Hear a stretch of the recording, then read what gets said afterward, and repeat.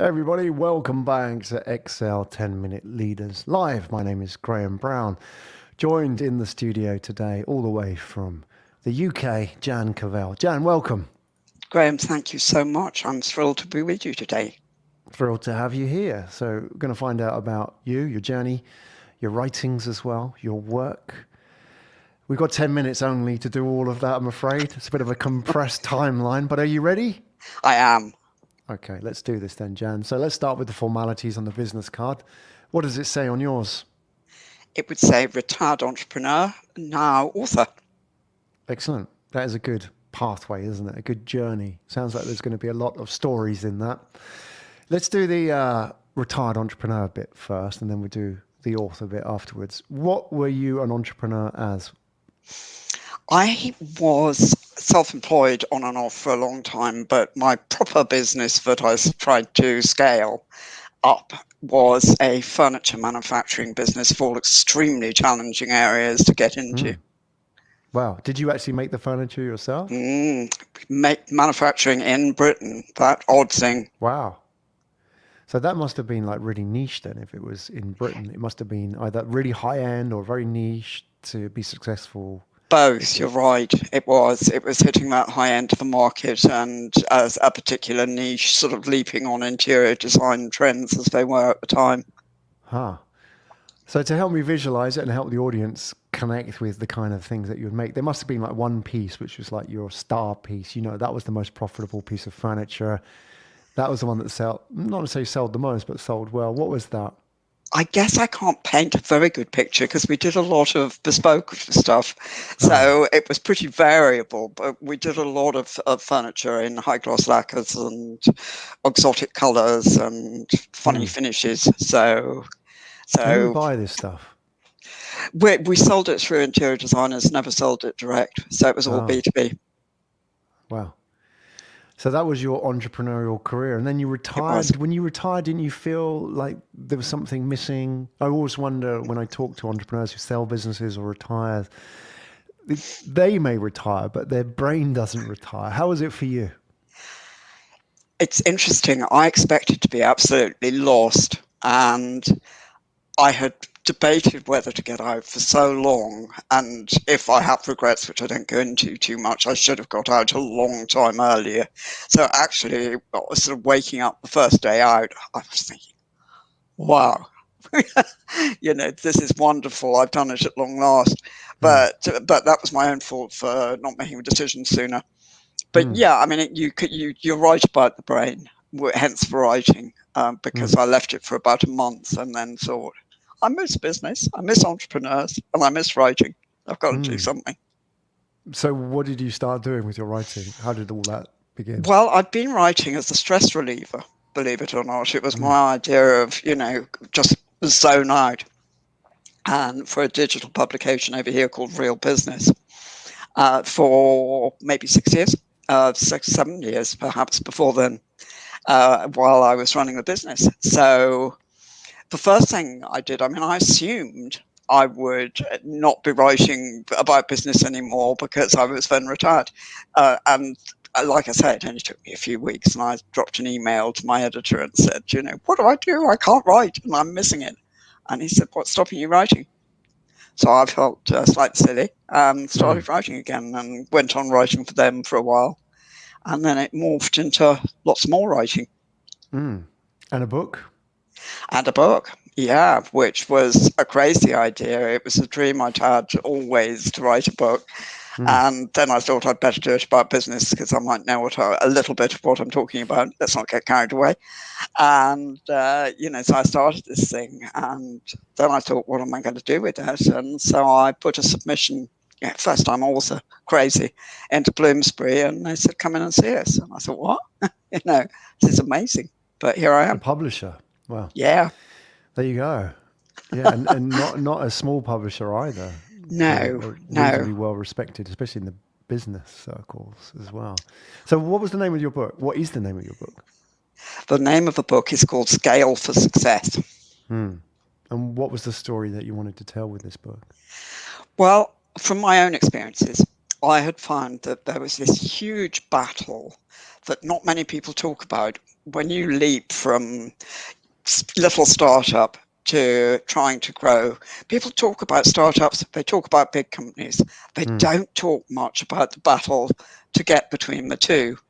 And it's like trying to move from being a toddler straight to being a grown-up. There's no teenage years talked about.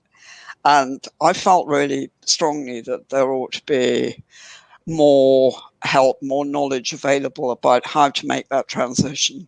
And, but not just me, but an awful lot of people do find it really challenging.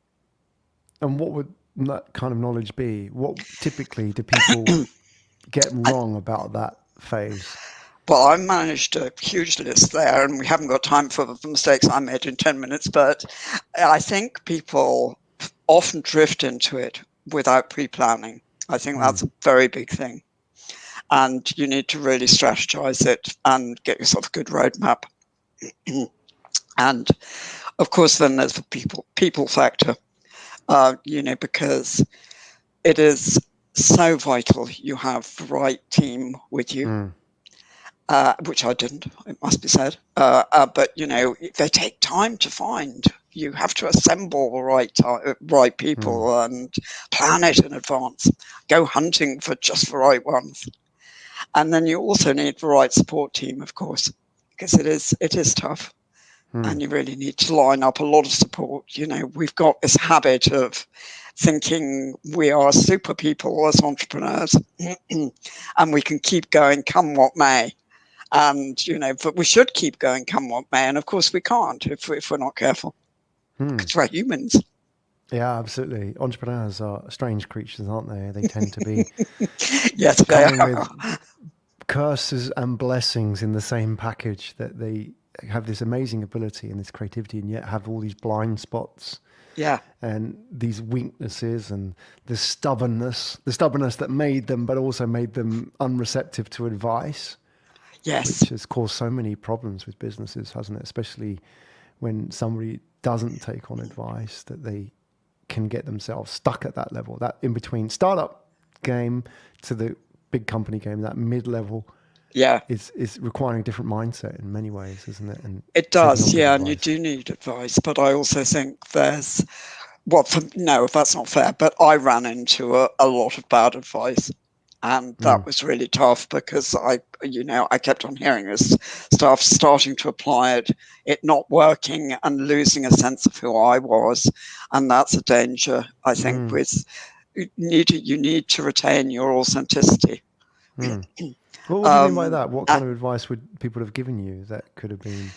I think, because manufacturing, for a start, is terribly male-orientated. And so, as you grow, there are quite a lot of people around who are keeping an eye on whether the business might be available and, all that.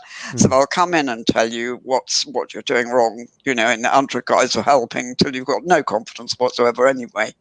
But, necessarily the answer was always, well, you're a female in the wrong sector. Yeah. Which was a bit of a lot. Did they ever say that directly, or was it? Oh, yeah, some of them did. Oh, okay. Now they would say it indirectly, but I'm sure years ago that people would said it like directly. No, they were quite free about it. Wow. And tough, and at best it was try and manage more like a man. Wow, and and of course you're trying to be someone you're not, and you're never going to be a good leader unless you're authentic. Well, what did they mean by manage like a man? Like be more aggressive, be more authoritarian? Yeah. And also, I think there's a balance between, as you grow, you need to bring systemization and controls more in, but you can't stultify the culture. And the more that that you add the aggression, which just comes over as aggression because it's not natural, to increase controls, and you get a flattened, dead culture very quickly, and then of course it's really hard to grow. Yeah, that does happen quite a bit in those scale companies, doesn't it? And that aggression done negatively creates fear. Yes. And fear, like you say about the cultural part, is what hampers growth. Absolutely. Because now you can keep the thing going as long as you have a big enough stick to beat people with, or make them fearful of losing their jobs and so on. and that doesn't I work. I so agree, and it was odd because I sort of reversed, because I started off a very consultative. This is great. Let's all have fun, and I mean, fun was one of our values, And the more I got advice, the more I, was going, well, how many have you done today? And Yeah. we're aiming at excellence, and people came, what? This used to be a nice place to work. Yeah.